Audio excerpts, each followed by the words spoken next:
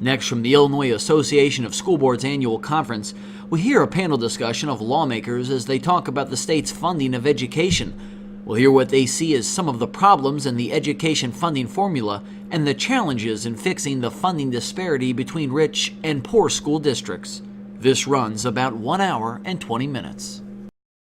So I'm just going to go right down the line here, starting with the Representative Davis. Why are we here looking at a school funding formula? Give us some of your perspective of why that's an important thing that we should be doing right now, both in terms of legislature as well as others involved. Well, thank you very much for giving me the opportunity to be here today. Let me begin by saying hello to everyone. I hope you're having a fantastic conference. I see some very familiar faces in the room. I want to thank Ms. Juby, who served on a school success task force that I co-chaired for the last couple of years, and all of her work with regard to that. And these are just my own personal perspectives, again, as we begin to delve into this a little bit more. I think the idea of school funding and reforming school funding is not a new idea, not a new concept. I think many have come and tried and figured out how to, or trying to figure out how to reform it, make it better, more equitable, whatever term or direction you are familiar with. I think many have tried to do it. So why now in particular? Well, it's a continuing dialogue. Senator Menard decided to take it in a different direction and actually create a task force to try to delve directly into it. And so again, any one legislator have tried, many have tried before. Again, you've got the EFAB and all of those things. So again, it's not a new conversation with regard to school funding. But nevertheless, it's always a relevant conversation, particularly as we start to get into some of the challenges that we have as a state as it relates to revenue. I don't think you can quite have a complete revenue conversation without having this conversation as a part of it. It's often said that every legislator, probably in one way or another, talks about how they support education and wants to be a champion of education, whether it be K through 12 or including higher ed in that. Well, the only way that you can, in my opinion, really be a champion of education is you got to delve into the idea of funding, particularly as it relates to being equitable. There are probably people in this room that represent some of the more affluent districts, and then some of you probably represent some of the less affluent districts, and I represent, kind of some of both, if you will. So it's even a tough conversation for me because I recognize that in any dialogue, there's always going to be, as we call them, winners and losers. And unfortunately, I think that's something that we have to start moving away from and start asking ourselves, do we want to make sure that education is good for everyone?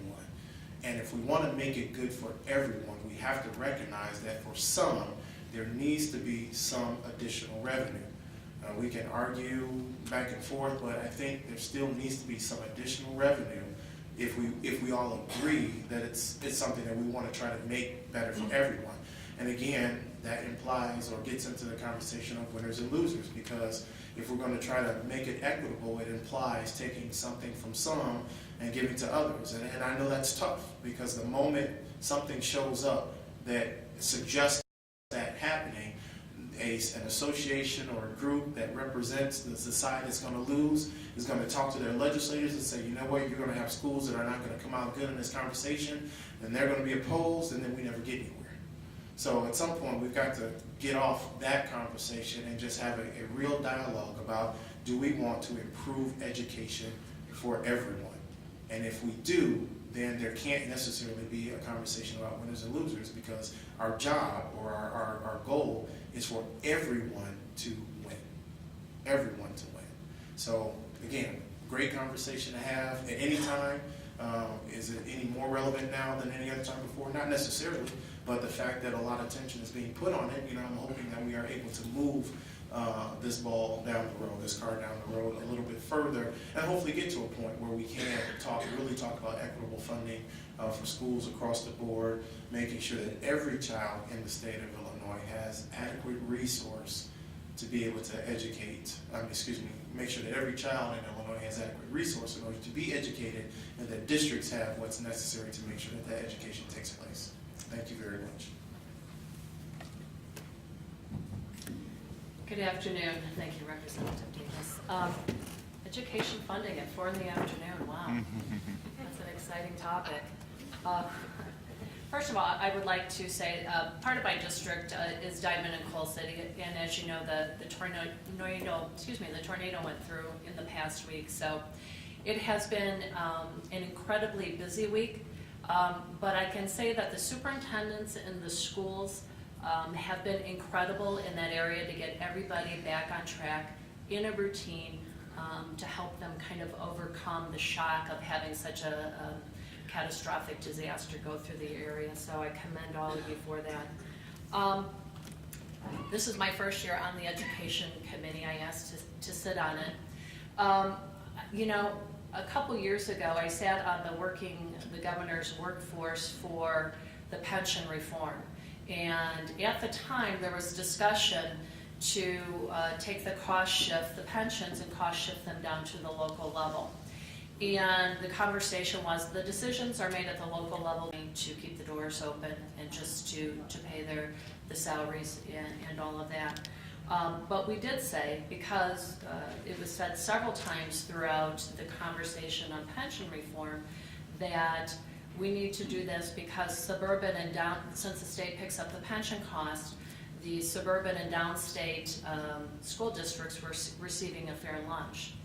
And, you know, our caucus said if we want to have that conversation about education funding, let's have a comprehensive conversation about the inequity in school funding.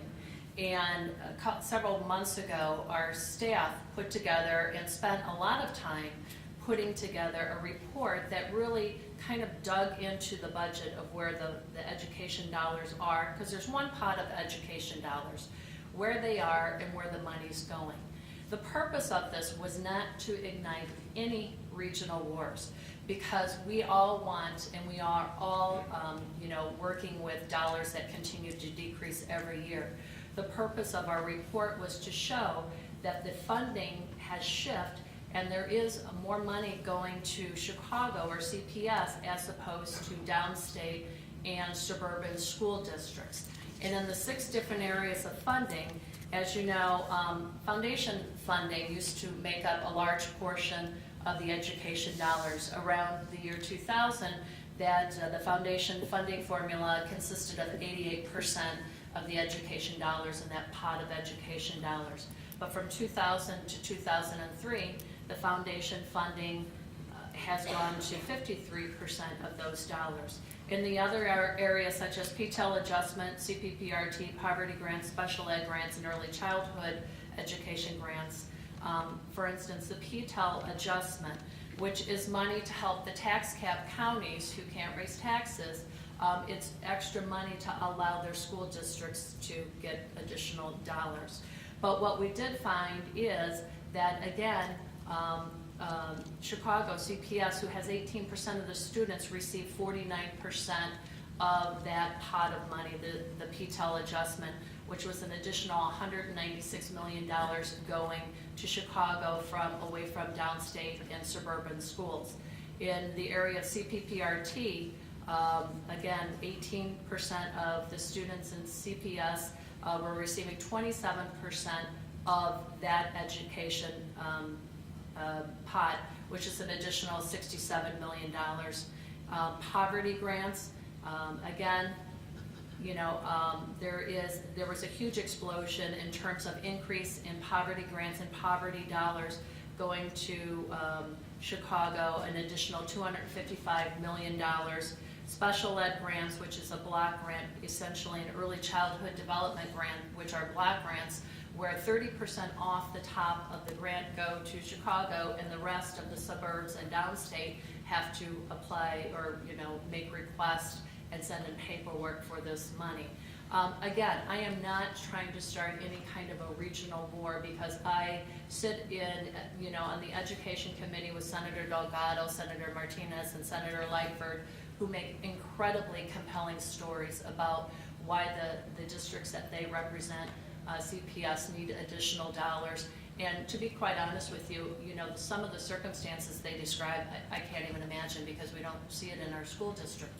However, that started this conversation about additional money going towards Chicago that is not going to the suburbs or downstate. As a result, and I consistently hear from people in my district about the high cost of property taxes. As a result, suburbs and downstates are having to increase property taxes to cover that. And that's why we have a large part of our very high property taxes, and a large part of them are going to cover the, to cover this disparity. So I do think it's a very good conversation for us to start having. I do feel that as a result of the report that our caucus put out, that this task force was started, and I commend Senator Renard for starting it and holding many different meetings that have actually provided us with very, very good information about what's out there, what are we doing as opposed to what are other states doing who have successfully changed their funding formula. And so, I look forward to, again, we've had 4 meetings, and we'll continue to work with the task force and see if we can get something passed in the Senate and hopefully as well as in the House, and be able to move past this in February.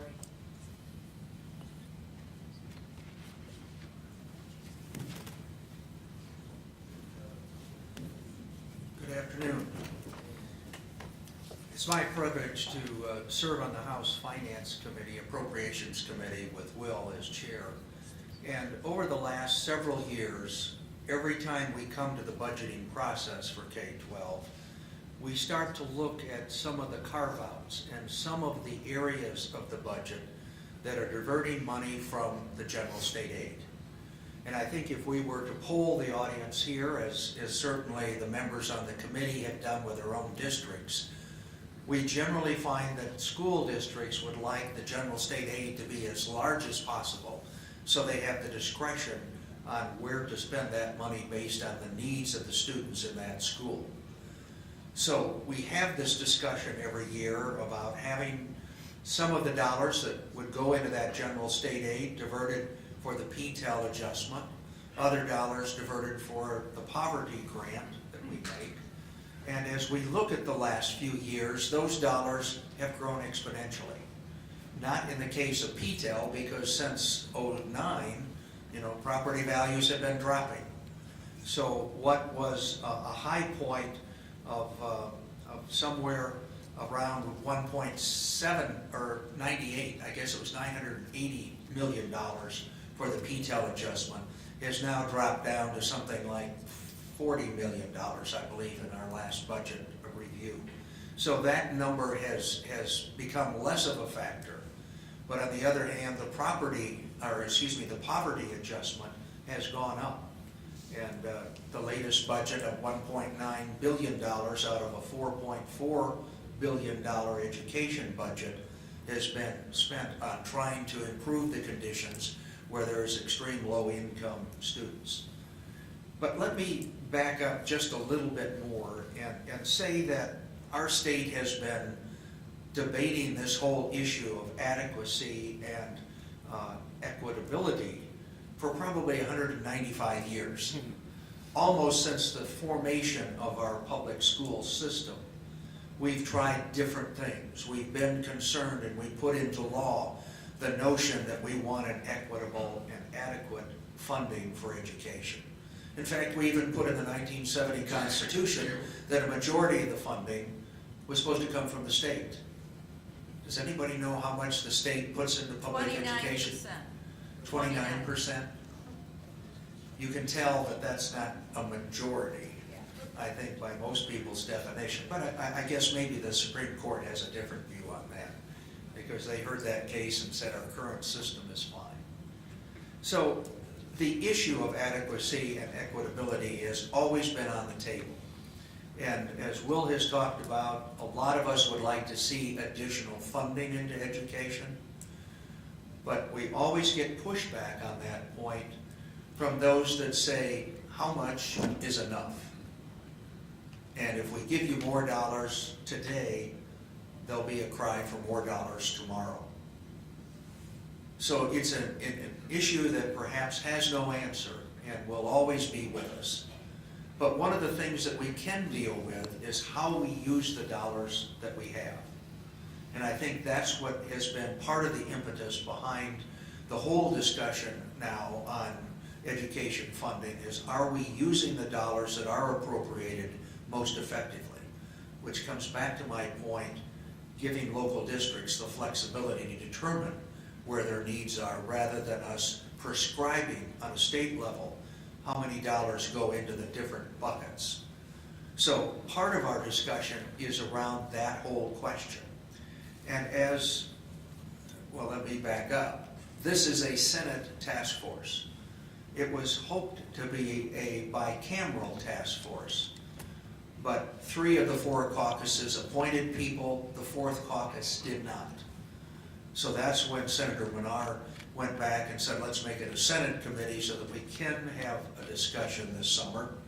And that's kind of where we are today. But a number of us in the House have been attending those meetings because there is a strong sense, as I mentioned at the beginning, that we feel the current distribution is not adequate, not fair. So what we're looking at and what the Senate committee has been looking at is really 3 or 4 areas.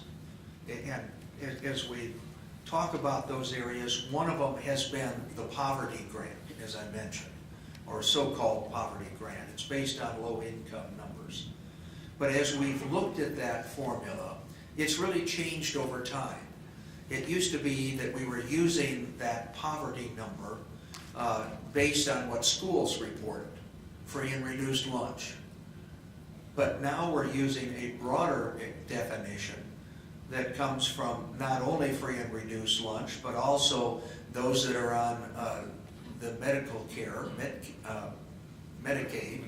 We're also looking at other numbers that come out of the U.S. Census, and many feel this number is larger than what really should be the number that qualify for low income in a school district. One example of that is that 92% of CPS, I'm told, is in that poverty classification. And I think a lot of people would say that doesn't seem appropriate. So part of what we're trying to do is look at that definition of what is the poverty number in a district. Another part of that discussion also revolves around what are school districts doing with a poverty allocation. In preparation for this task force, I asked our legislative research unit to look at the whole question of poverty and to look at what we've done over a period of time, what other states have done over a period of time. And most importantly, I think the question a lot of people raise is, how do we use the money, and does it produce a change? We're obviously trying to change the educational status, if you will, of people that come from a low income and very challenging background. So when we put more dollars into that, what are we getting? And according to the Legislative Research Unit, they did not find any Illinois-specific results. In all of their research of literature even, they didn't find where there was any documented impact, change, if you will, in the student performance based on the dollars that we were earmarking for poverty. So I think one of the things we've got to do is get our hands around how is the dollars being used if we're going to put $1.9 billion into trying to help students catch up. I think catching up is the goal that all of us have, but we want to use the best practices. So that's one of the areas that we're looking at. Another one of the areas we're looking at, as I mentioned earlier, is the PTEL adjustment. This is not as much of an issue now as it was a few years ago, but who's to say that it won't become an issue again? And as we look at diverting currently $300 million, that's still $300 million that maybe should be allocated more equitably across the state. The PTEL adjustment, as you certainly remember, came in 1991 when the 5 collar counties around Cook, responding to large EAV growth, decided to cap that growth. Cook County was added in '94, and many other areas, counties, adopted the PTEL after that. At last count, 461 out of 860 schools are covered by PTEL. So it's an issue that impacts a lot of people, and the issue is the way we allocate money, and we consider local wealth as being one of the first indicators. Local wealth is your taxing ability on the EAV that you have. And if you're using the actual EAV, that's growing at a greater rate than what the capped rate is doing. So rather than attack that issue of using the current EAV that districts can access for revenue, we're using a hypothetical one or a market-based one. So looking at that issue would be one of the areas that I think deserves some consideration to see what we do about the PTEL adjustment. Another one of the areas that we're looking at is block grants. This primarily affects Chicago public school systems because back in '95 when we had the major reform and put the Chicago public schools under the direction of the mayor, we said, well, it may take you too much staff time to work out the reports that every other school district in the state has to follow in justifying expenditures for some of the mandated programs that we have. So we allowed them block grants. And then in the last 2 years, we've passed legislation saying, CPS, how are you really using those block grants? Are you really helping the students that need it? Poverty being one of those. And when we finally got a report, some 2 years late, we found out that they're not using the dollars for what they should be doing under that block grant, poverty being a big one. So I think we've got to look at the whole concept of block grants and ask the question, is this really a fair way of trying to support certain teaching functions and activities? Another one of the areas that we're looking at is proration. We used to fund education at an adequate level up until about 2002.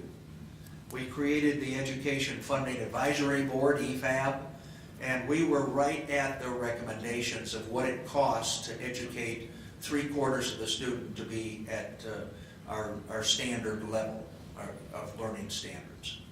After 2002, we started falling behind. At last count, if you take in their recommendation for 2014, we're some $5.7 billion, $5.3 billion under what they recommend funding for education. And as a result, we've picked a hypothetical number, 6119, for the cost per student. And we funded that level. Whatever we set, the legislature has the authority to set. We funded that level up until 2 years ago. And last year, we took that number, 6119, I believe it was, and funded 95% of it. This year, we took that number and funded 88.7% of that number.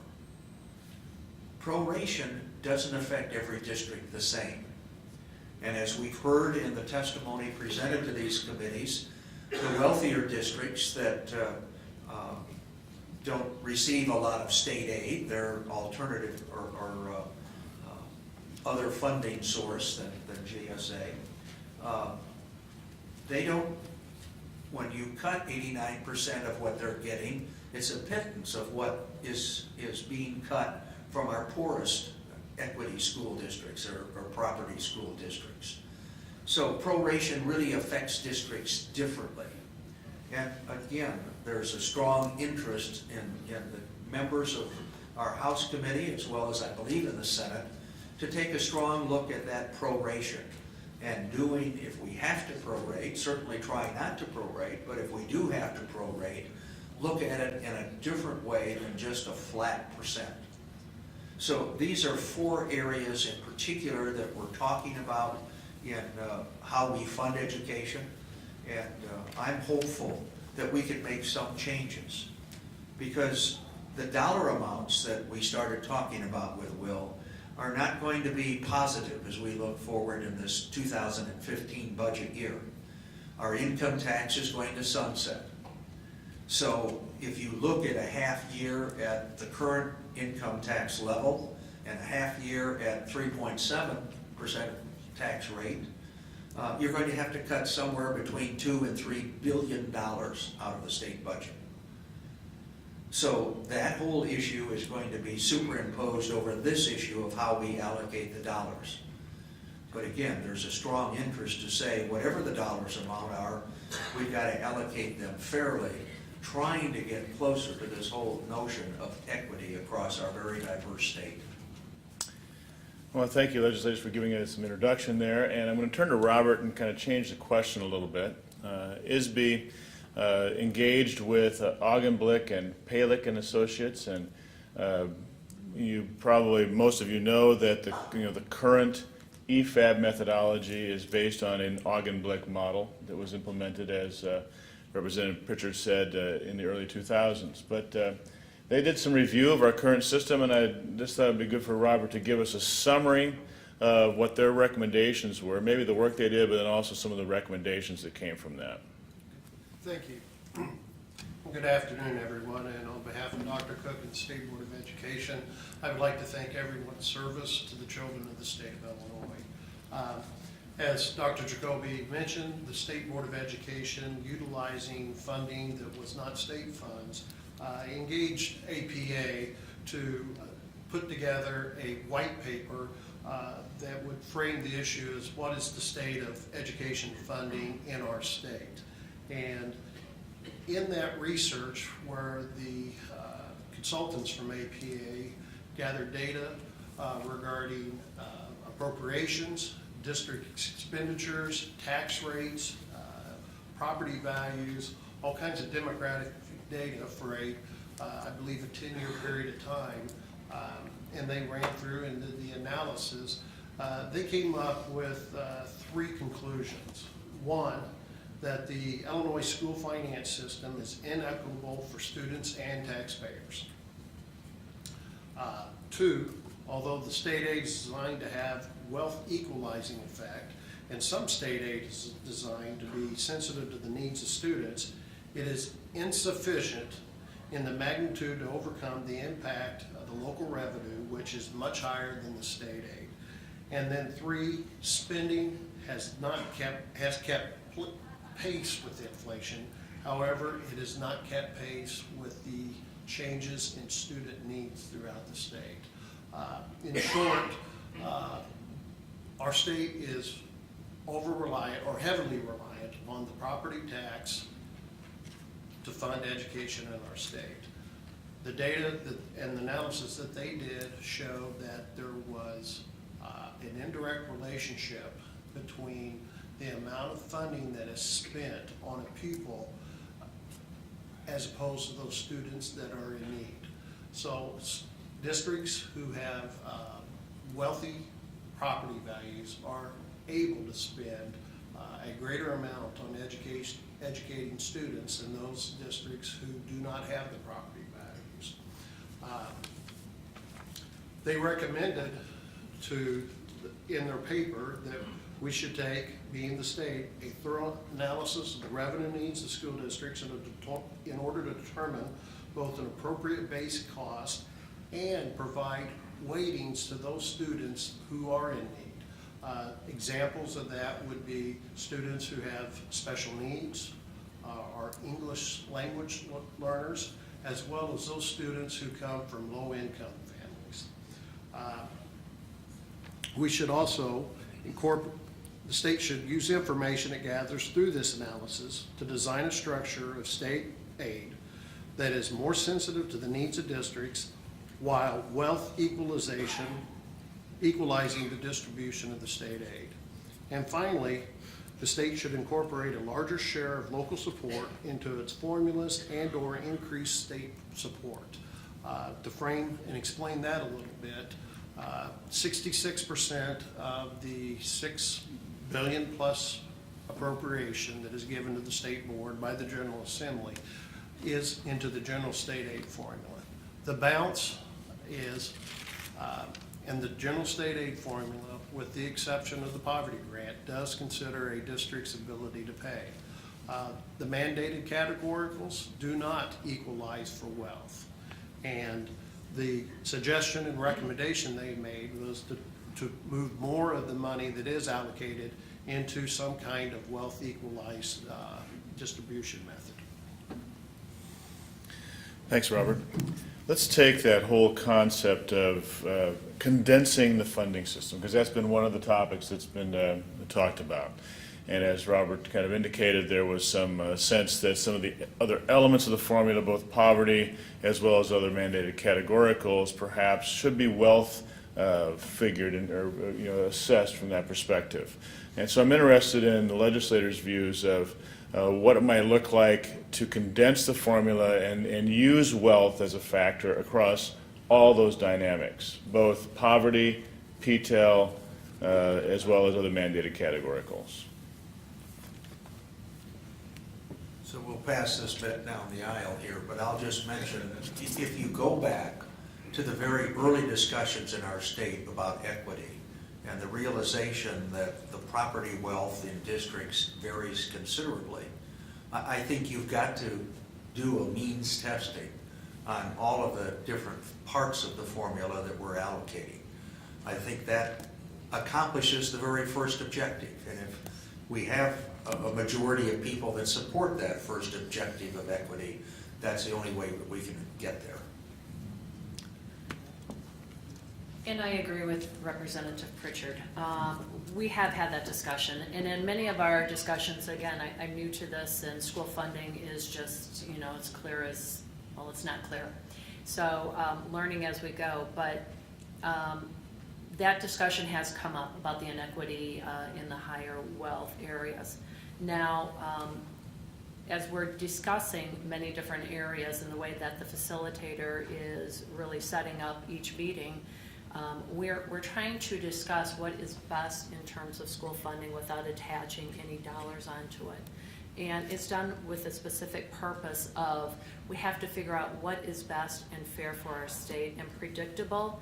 And then afterwards, before we start attaching dollars to it, and people figure out that they may not get as much or they may get more, and then you have all of the outside association or groups coming in, we have a clearer picture of what we feel is beneficial for the state, and a lot of it's based on what other states are doing as well. So they're doing a great job of bringing experts from other states who have successfully passed some kind of an education reform that seems to be working, and brought them in to speak with us as well.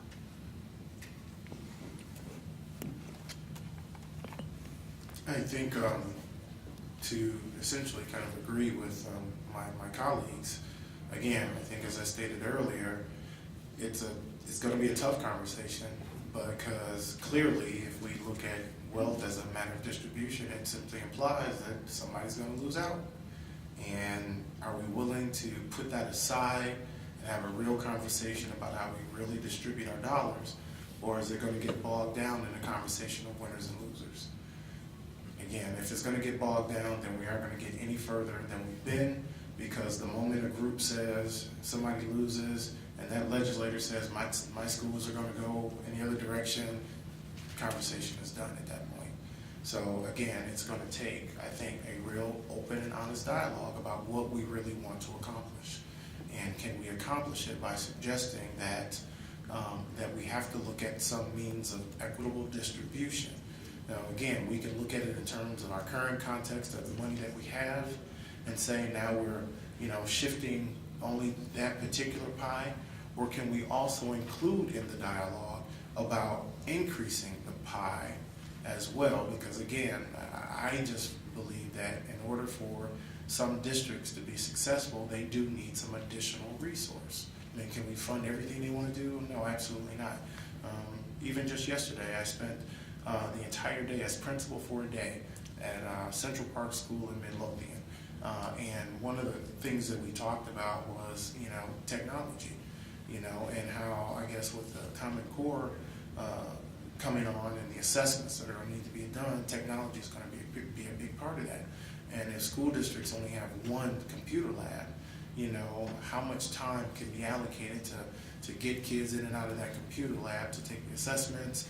You know, do they, you know, it's a big conversation. But again, I just think that if it's always going to come down to that concept of winners and losers, then it's just going to make the conversation even that more difficult. So again, as was indicated by my colleagues, we have to be able to set all of that aside.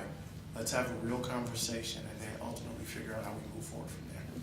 I'd like to add one more thing to Okay. Sure. I'd like to add one more thing. In the discussion, you know, so we have two ways, whether to add additional revenue or take the pool of money we have and you know, look at it that way. But in the discussion we do have, and also actually coming from the superintendents that I speak with in my district is, they just want predictability.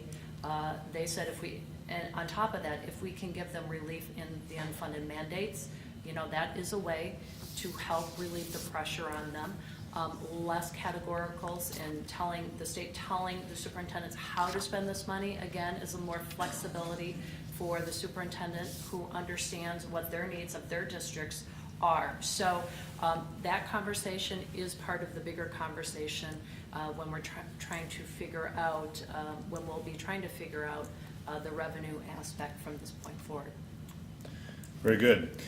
You know, in previous adjustments to the general state aid formula in Illinois, we've always included some sort of a hold harmless in order to get districts past that change, that winner-loser kind of assessment.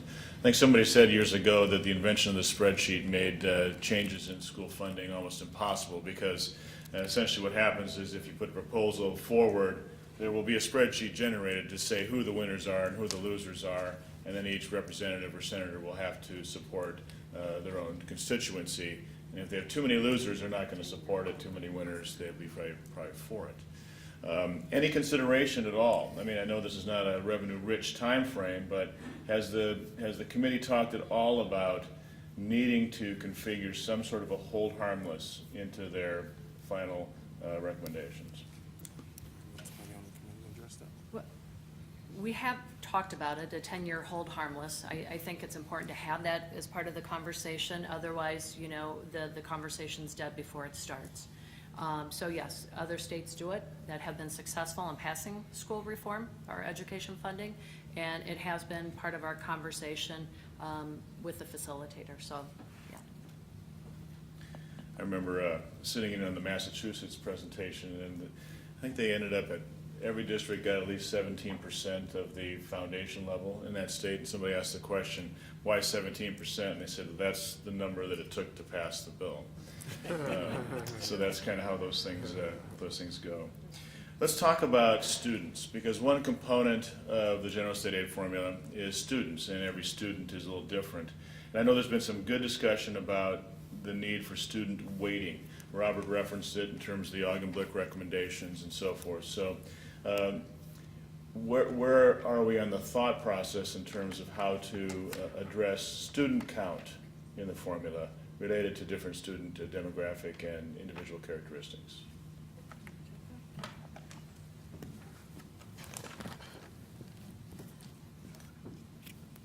Well, again, at this point, I don't know that there has been consensus by the members of the advisory panel as to what the final weightings will be on any of the populations.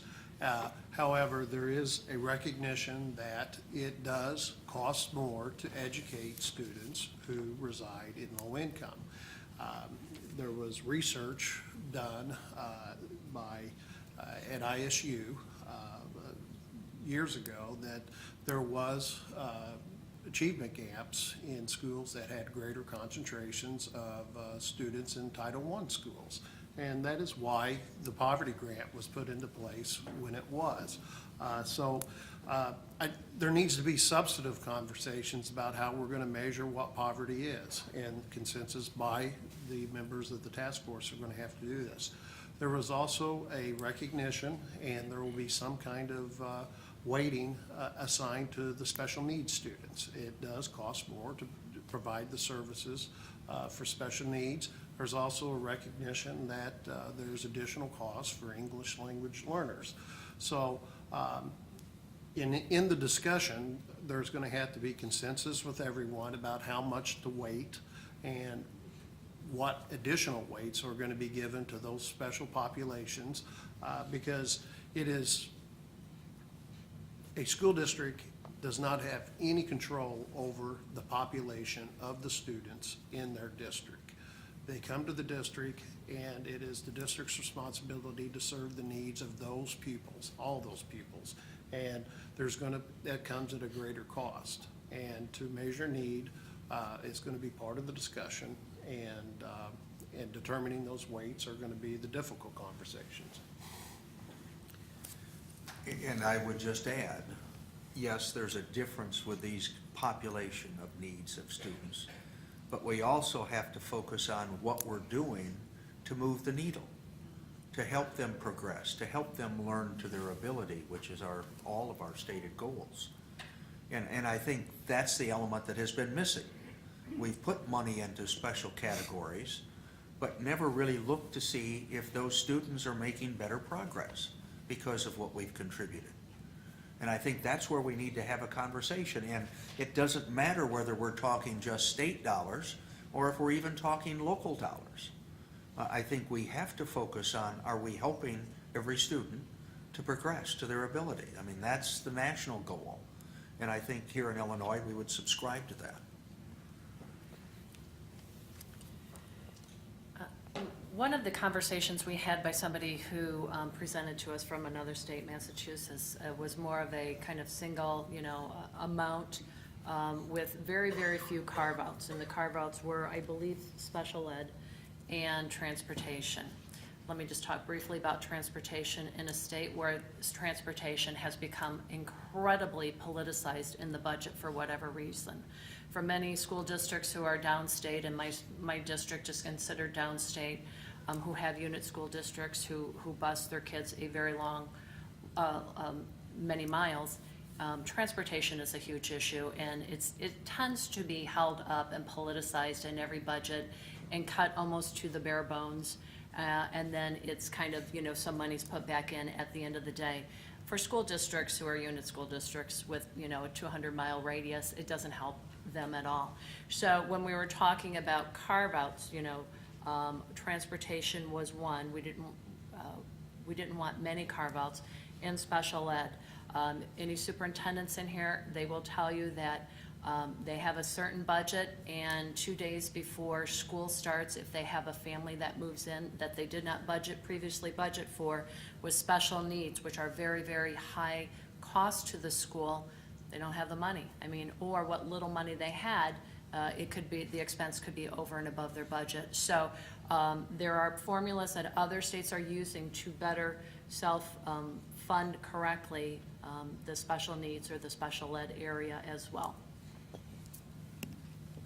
Well, I think what Bob mentioned is very, very critical, and because it boils down to, regardless of what we're looking at, how much, what goes where, things of that nature. I think what he said is very important about, is it moving the needle forward? Are young people being educated? Are we giving them the tools to succeed? We want them to go on and do fantastic things, but are we really, really giving them the tools to succeed? And again, we just have to be able to have open and honest dialogue about it in terms of what we all want to accomplish. And one thing that I would encourage, sometimes when we look at, I think what Mr. Wolf said in terms of how, on some level, data suggests that poverty students or English language learner students, students in those categories need a little more in order to educate them. What I would probably encourage is maybe in a group like this, because many are school board members, is maybe there needs to be some exchanges. One of the things that I attempt to do as a legislator is to try to, instead of just necessarily hearing what my colleagues say about their districts, try to go visit and be in their districts and kind of get a chance to see it firsthand. If that hasn't happened, and I apologize if it has, but if it hasn't happened, maybe there can be some exchanges of school board members so you can at least get a sense of what we're talking about firsthand. But even more important than that, maybe there is something that you can offer to that school district or suggested that school district that you've done. We like to call them best practices. A lot of what we talked about in our school success task force was about best practices and getting districts to recognize what other folks are doing. And maybe there are some things that districts are doing that don't necessarily cost a lot of money or very little cost that a quote-unquote low-income school district can do, but may show measurable results as a result. But it kind of takes the exchange of people and sometimes in order to make those things happen. So I strongly encourage, if there hasn't been exchanges between various school districts so you can see things firsthand, school board members, that maybe that's something that will help to be a part of the conversation, because now you can speak to it a little bit more, so at least recognize when someone says something, you're not going, is that really true? Is it really like that there? But now you've seen it firsthand, and again, you may still have, you know, your feelings about it, but at least, you know, you can speak to what they're suggesting. And then and the reverse of that is true. Again, folks seeing, you know, how some of what may be considered to be our better school districts are doing, and just to see if there are things that they can adopt in order to help, as Bob would say, move that needle forward. Because again, I think what he said is crucial. Regardless of what we do, we have to figure out how to move that needle forward to make sure young people are achieving and being educated. Thank you. I just want to take a moment to let people know that if you go to the Illinois State Board of Education website, you can look at what the Education Funding Advisory Committee is doing, and there is a report that was issued after the last meeting called Formula Considerations. Within that are some of the questions that I'm actually asking today in terms of how important are these particular characteristics. And there's a description of some consensus that's been achieved in certain areas, as well as some next layers of inquiry that the committee wants to pursue. And on this particular issue, the at-risk and ELL and special education have somewhat been agreed to as needing to be weighted some way in the formula. But areas of inquiry that they're still looking at are gifted and talented. And then if so, would that be linked to some sort of accountability? Districts who would receive funding and yet maybe don't offer a dual enrollment or an AP program or something like that to serve those populations, should they receive the dollars? If special education is included, is it a flat percent to avoid some sort of over-identity process in school districts? Because the identification of special education students is still a local decision. And of course, if you're going to weight a student to then automatically require a state contribution related to that weighting, there would need to be some sort of accountability there. And then what level of weighting, which probably will go to state board to determine how does this all factor in and how do you relate one thing to another along the way. So quite a few issues there yet for them to discern and to talk through. I want to just ask one more question before we go to some questions, and it has to do with adequacy. It was mentioned that the Education Funding Advisory Board, EFAB, had made a recommendation. They use what's called a successful schools model. Probably most of you in the room know how that works. Essentially, it looks for districts, schools actually, that have had success with their students to meet and succeed, where 2/3 of the students meet or exceed standards, and they have a low per pupil expense. But they have to make AYP, and so we're getting to a point now where, as we move into 2014, 2015, we will likely not have schools that will fit into that criteria. In fact, I think the last time EFAB did their work, on the high school end of things, there were only 4 high schools that actually qualified to be in the formula consideration because there were only 4 high schools that met the criteria. So part of the discussion is, do we continue with the current EFAB model of a successful schools model, or do we go to some sort of an evidence-based model instead? And an evidence-based model being sort of a building block of program expectation of what students would receive in their educational experience.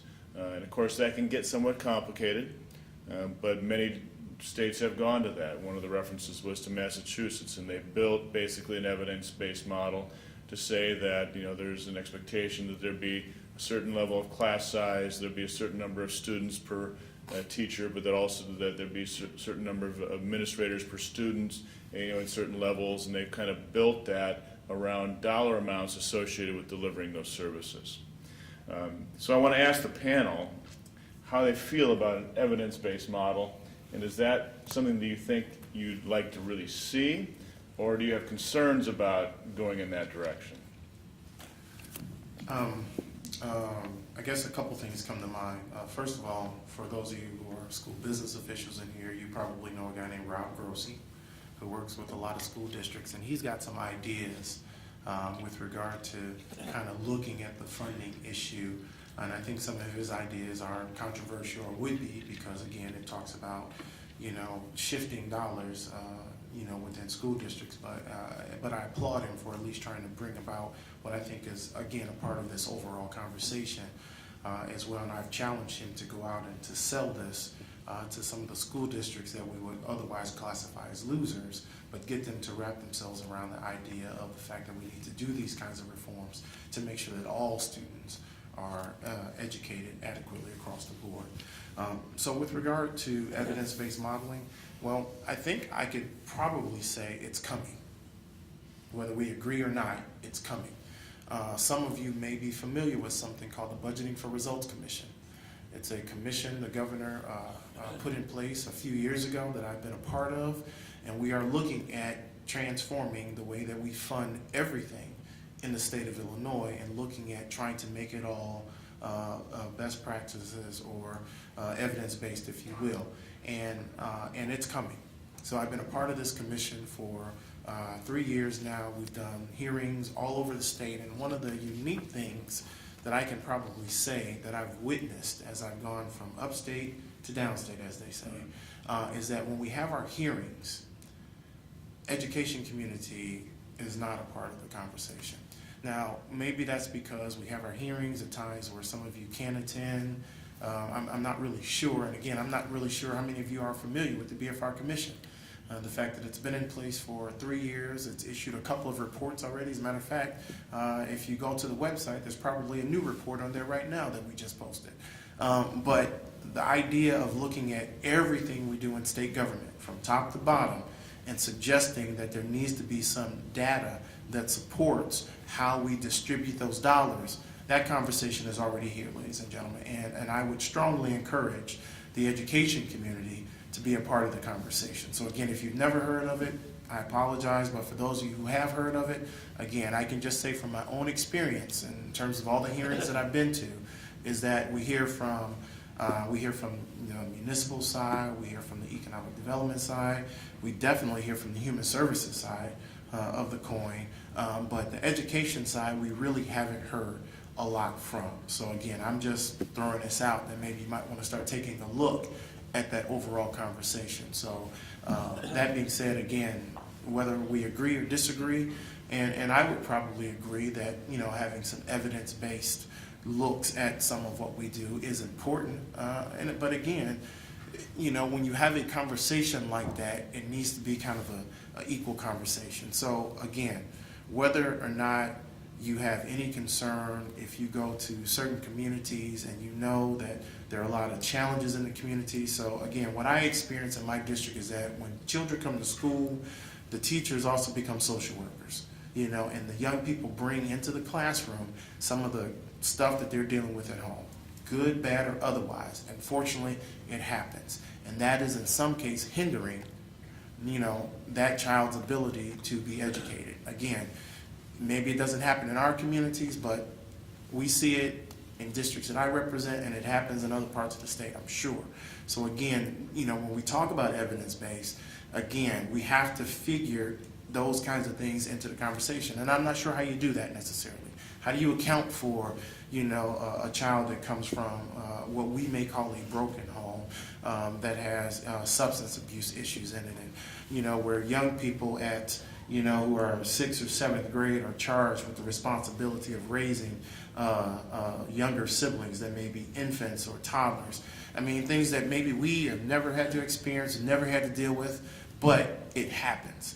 So how do you account for that in the conversation on evidence-based? And I don't know how you do that, but in order for it to be a fair conversation, unfortunately, those are some of the things that have to be taken into consideration when we look at our districts across the state. And as much as I think some of those challenges are in districts that I represent, they're probably in a lot of the districts that many of you are from. Whether we want to admit it or not, they probably are.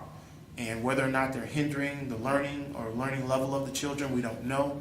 But I can guarantee in some cases in my district, it is impacting that ability. Inadequate access to health, not they happen in some of your areas, they certainly happen in areas that I represent. And how do we account for those things?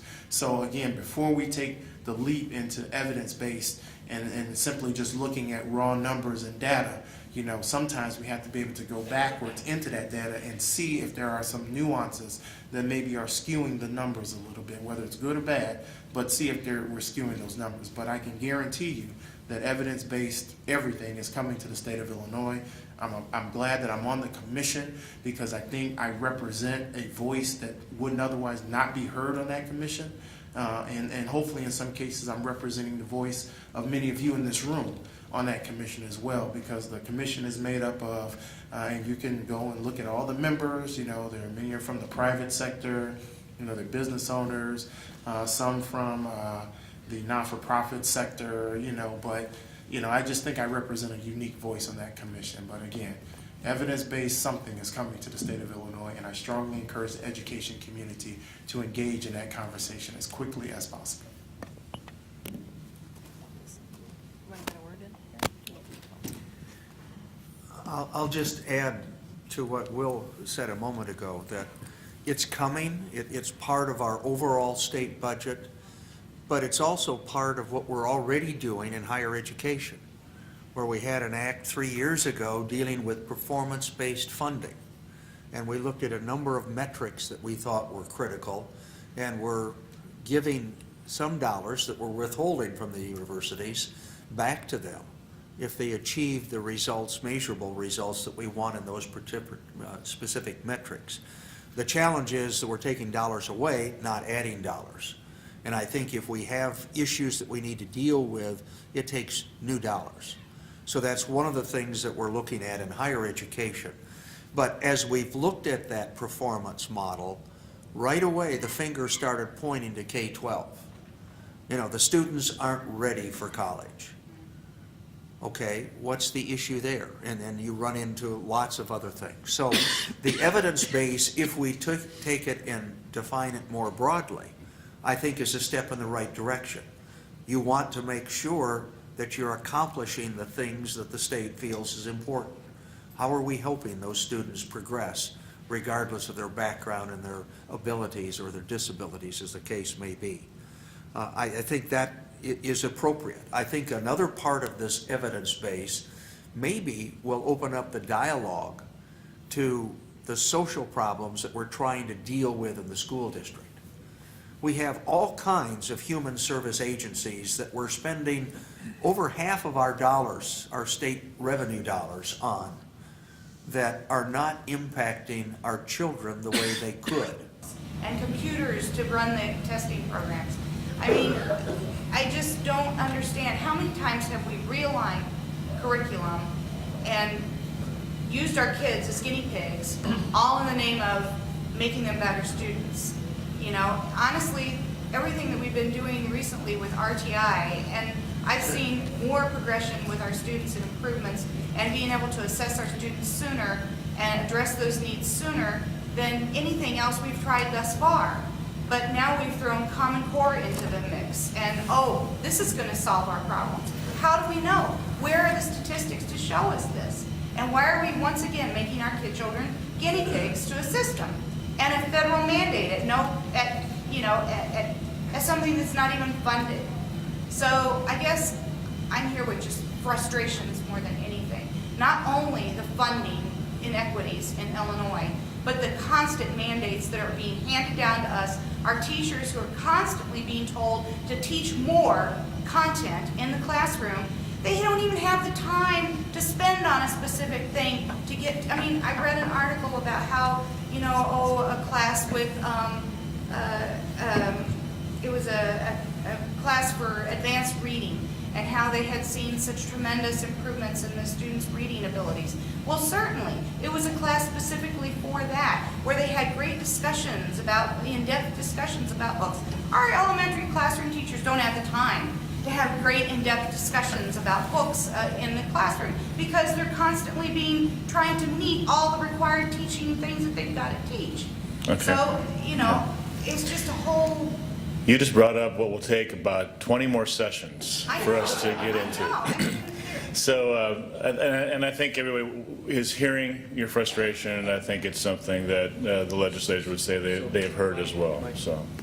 Let me just add one point to that, is that our whole method of education is evolving and changing today. And I think we've got to embrace some of the new ways that children are learning, rather than continue to put it in front of the old model that it's got to be a teacher in front of the class lecturing.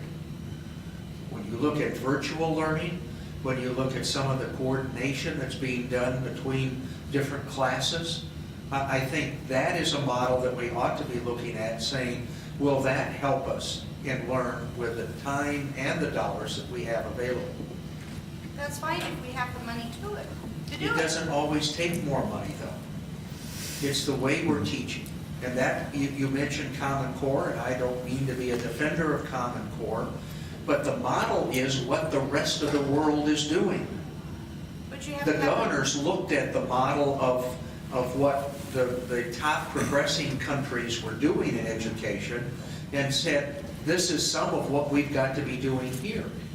That instead of being broad, we need to be more in-depth, as you mentioned. But don't you think we have to have the money to fund those books, the new books that are You going don't to have? necessarily need new books.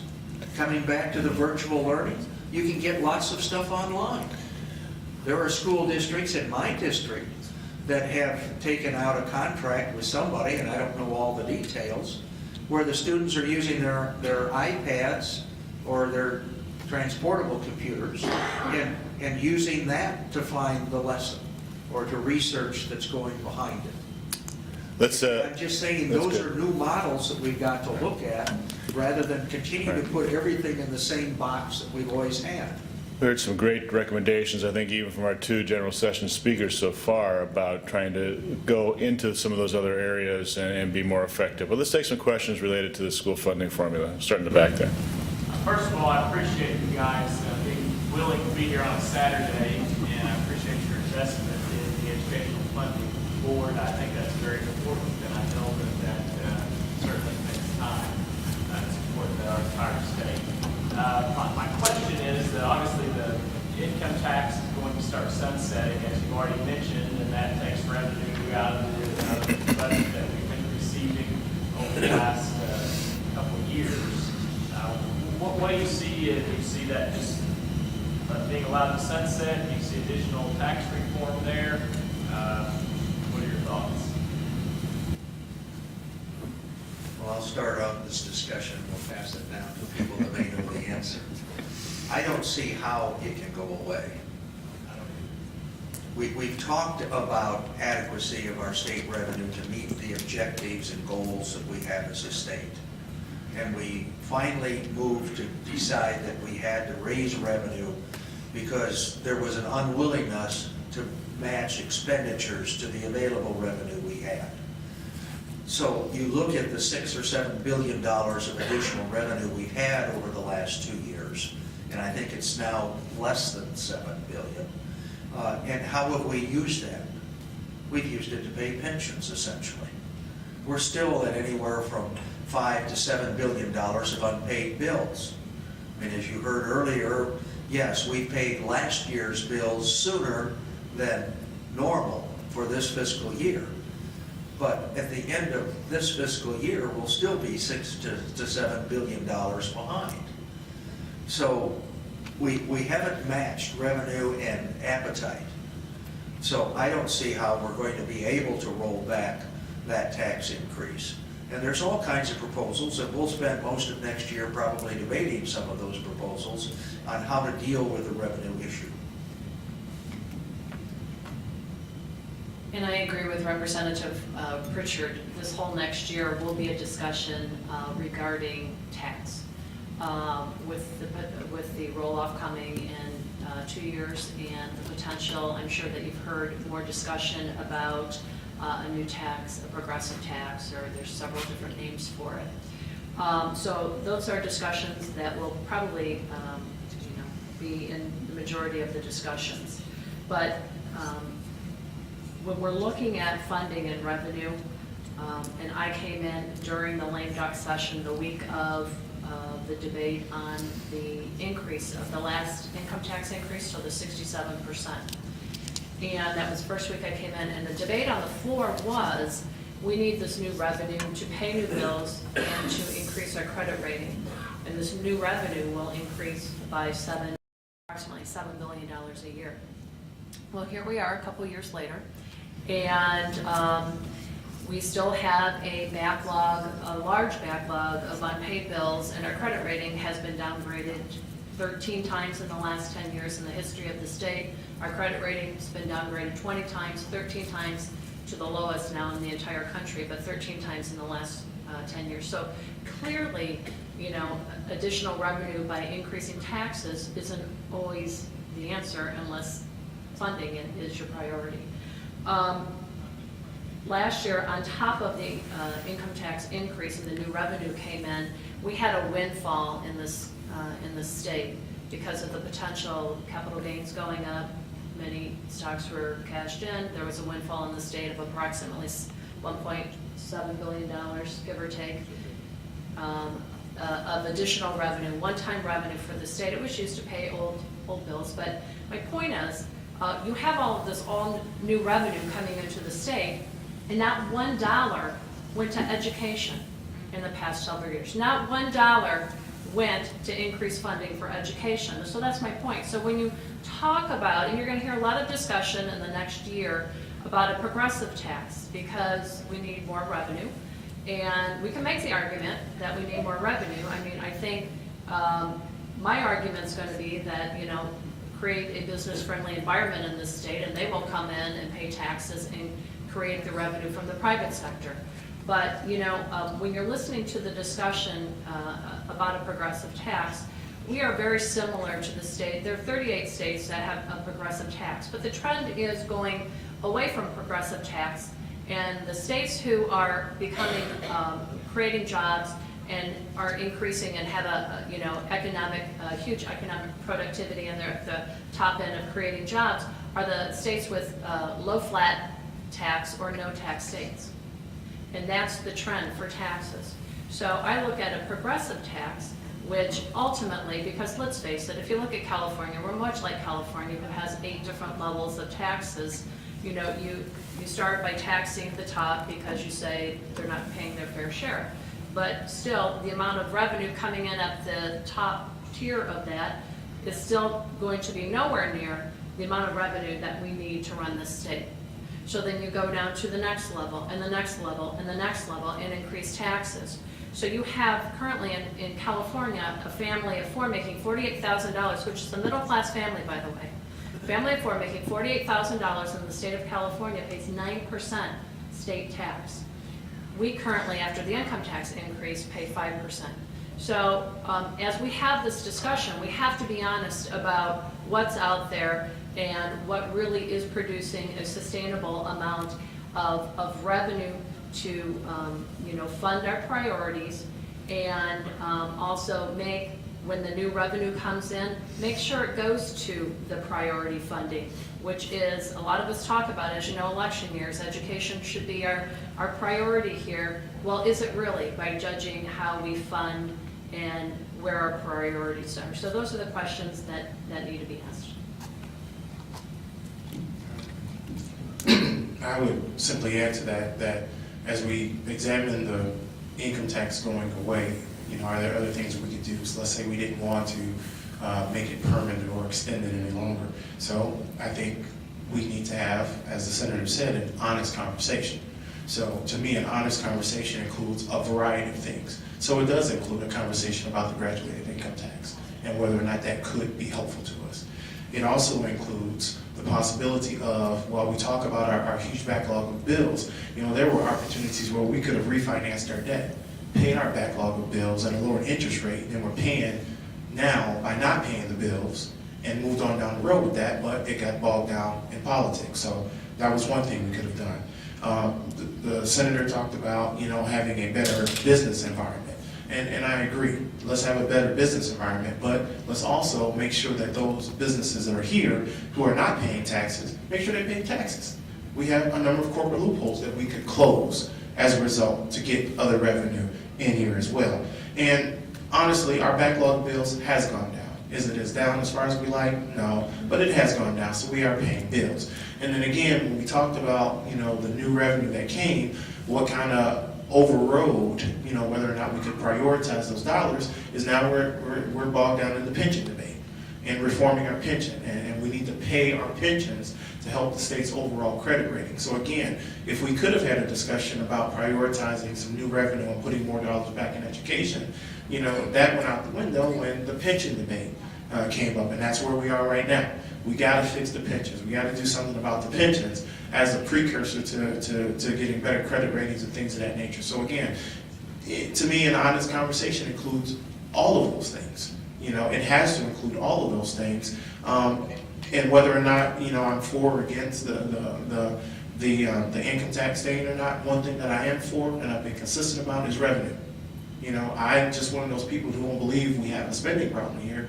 I believe we have a revenue problem here. And I think some of the things that I mentioned have illustrated where we are leaving revenue on the table and not going after it, where we could have some conversation. I would like to think that we are all intelligent and multifaceted people, but sometimes we only be able to have one conversation at a time. How come we can't have multiple conversations and figure out how they all converge? Again, we're all supposed to be working kind of toward the same goal, so let's have multiple conversations and have some, what will be some difficult conversations, and let's move all of this forward. So that's just kind of how I feel about it. Question over here. Well, I appreciate the conversations that we're having. I know it's multidimensional, multifaceted. My question is back to pensions. I know we were talking about restructuring the debt or re-amortizing the debt. Why is that such a political downfall right now? Why are we stuck and not moving forward and bringing that into the conversation to help increase our level of revenue? This graduated payment system right now on pensions, if we were to restructure that debt, that would generate additional revenues. I think that would be part of the increase as well. So I guess my question is, why aren't we having this discussion? I'm for those discussions, so maybe somebody who thinks other than that. Would you be willing to take on those discussions as we move forward? Well, of course. I think I'm all about looking at ways in which we can do that. Again, the Senate Chair of Revenue, Senator Hutchinson, has been on this message for quite some time about refinancing our debt. Again, it works in every other situation where personally we refinance to help improve our financial situations. So the question is, why doesn't it work here? I don't know. We think that it can work here in this conversation, and there are some who just seem to think otherwise, and they don't ever want to have that discussion. Some, but I agree, and again, following the lead of Senator Hutchinson, who again I think has been on this message for quite some time, again, and many people say that we need to run Illinois more like a business. Tell me a business that doesn't refinance its debt. Right. Tell me when it doesn't. So again, if we're talking about businesses and what businesses do, then why is something that's done in the business world so bad for us to do here as a state? I don't know the answer to that question. Paul? I have so many questions in my head. I'm trying to focus on just one. And I'm not sure if this is for you, Mike, or panel, but this evidence-based model you're talking about, is it a comprehensive model? Does it, for example, I haven't heard early childhood education discussed. The data that I see, that we see, says that $1 spent in early childhood is worth $7 or more later. Is that part of the conversation, what we should be doing in early childhood education? Are we talking about the technology we need in the classrooms to be teaching our students, or for them to be learning to be in the workforce of tomorrow, as opposed to what we're familiar with from our own past? Are we comprehensive enough and forward-looking enough in our conversation? I think it'd be fair to say that first there has to be a decision that you want that model. And then secondly, it has to be what's included. I think that's probably where we're at, is there's no decision yet as to whether or not we're going to go forward with that kind of a modeling. But if you do it, then you have to build it. And the building of that is probably the most significant part of any sort of adequacy discussion that would go forward, including that. I mean, that's just my perspective. Early childhood is currently a part of our mandated categoricals. So I think as we look at the different categories, that certainly is going to be one of the components to that. To the question back over here on why it's taking so long to deal with the pension reform, I think the issue is because unlike businesses that have already changed their pension system 10 years ago, we have a constitution that protects it from any diminishment. And the dialogue has been around what is a diminishment, how do you get around a diminishment that actually saves the state some money. And that's the driving force behind all of this, is how do you save the money. And I think as we move forward, that's going to be a part of the issue is, do we change the Constitution? We tried to do that last year and it didn't pass. So I'm not sure that that's going to be an answer to this. You know, we'll end up relying on the court interpretation, and no one is for sure how the courts are going to interpret on the changes that we have. But clearly, when you look at a quarter of our budget going for pensions and trying to deal with the current costs as well as the debt that we've accumulated over the last 50, 60 years, it's something that's going to continue to grow. If we can't re-amortize our debt, why can't we re-amortize, if you will, the ramp that we're on with pension funding, a ramp that was set in 1995? To me, that's part of the solution, is we've got to change that ramp. Current discussion is around 100% funding. I don't know why we're talking about 100% funding. That makes the goal that much harder to reach. And yet still we can provide a good pension system that's assured, that will be there when people retire, if it's not 90% or even 85%. So I think our discussion ought to be there. But all of this discussion comes around to trust. If we're giving the state more dollars, how is it going to be used? As was already mentioned, will it be used for education? Probably not. Hasn't been in the past. Why would it in the future? And I think that was the resistance to re-amortizing our debt, was how are we going to use the money that we're saving? It isn't going to be used to the way a certain sector of members, anyhow, wanted it to be used. So that's why they withheld their support.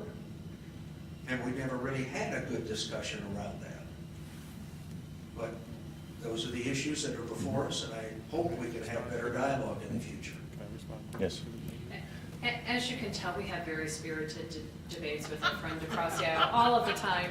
And it's important because we all, come from different areas, and it's very important to have these discussions. But at the end of the day, it all works out. In regards to this gentleman's question regarding borrowing, if you look at the last 10 years, our borrowing has quadrupled. We have borrowed to make pension payments. We have missed pension payments because the state does not have the money, and they looked at that as a borrowing plan, so to speak. As a result, that is part of the reason why we are where we are. And I know from our caucus perspective, again, as Representative Pritchard said, and this is a spirited discussion that we do have, that the answer is not more borrowing, because if you would even go and restructure and refinance and take that higher interest rate that we're paying because of our low credit rating, where is the money going on that? So those are the questions that we have when we're having this kind of overall budget discussion dealing with pensions, education, and paying of bills and everything else. Just very quickly to the gentleman's question about early childhood education. Again, I think that goes back to my comment earlier, is that this commission has been operating for 3 years, and it plans to make these kind of reforms across the board. And at least in our hearings, we haven't heard from whether it's education in general or even more specifically early childhood. So we hope that, you'll go back, take a look at the website, see where the commission is and see where it's headed. We're going into the next year, we're going to do more hearings, and so maybe we'll hear from, those sectors moving forward as well. Because, I mean, ideally, I think to your point, is that it suffice to say that from an evidence perspective, I think there's evidence to support what you're suggesting. So, I mean, who knows how that will impact this conversation moving forward. But again, I think we also want to hear it being said to us from folks like yourself versus what we think or even what we've read. But we want to hear that feedback from our constituencies across the state. What website is that? I believe it's bfr.com. But I'm sure if you Google Illinois budgeting for results, Yep. it'll give you the right website. I'm sure if you went to the governor's website, I'm sure there's a link to the BFR commission as well. Our time is up. Let me just close with this comment. Our one of our representatives this morning quoted Einstein. He also said if he was given 1 hour to solve a problem, he'd spend 55 minutes defining the problem and 5 minutes defining the solution. So by my count, the Education Funding Advisory Committee is already into this at about 35, 40 minutes. So in your next several meetings, I really wish you well, and we'll be there giving some testimony on December 2nd in regard to some of these issues with the School Management Alliance. I still think the 5 minutes to solve the problem is going to be pretty hard to get to by the time you get to February 1. So thank you all for being with us, and thank you all as well. You're watching the Illinois Channel.